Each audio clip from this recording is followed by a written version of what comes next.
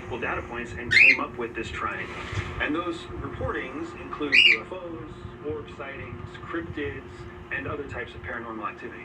This was the scene of a particularly bloody chapter in the country's history. Are you familiar with King Philip's War? Heard of it?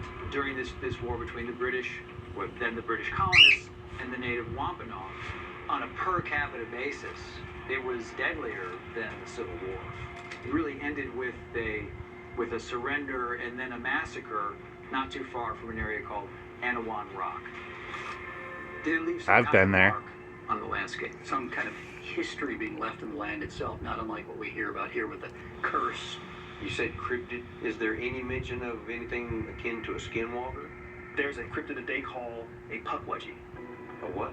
A puckwudgie. A what? Puckwudgie. A puckwudgie, yeah.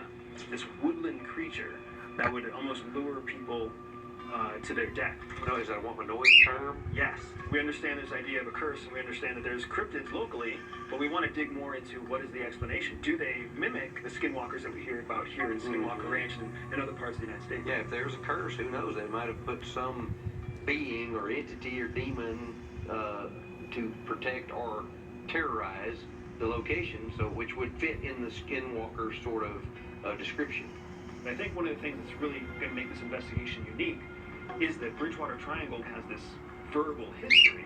There's no hard data behind it. So I'm okay with taking the stories, the ghost stories, as data, right? But then we got to figure out what hard scientific measurements and data we can gather from that. Once we're boots on the ground, our goal is to go out there with the instrumentation that we have and see if we can't put some data behind the claims that exist verbally. I really like the sounds of that. It looks like... Okay, so I've been out there. I've seen spook lights. I've heard weird noises.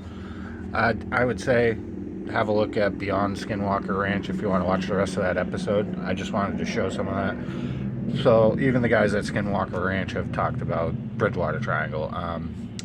There's a lot of documentation that actually go along with some of the stories. We know King Philip got his head cut off. We know King Philip sounds like an English person, but it was actually Anawan, the chief of the Wampanoags.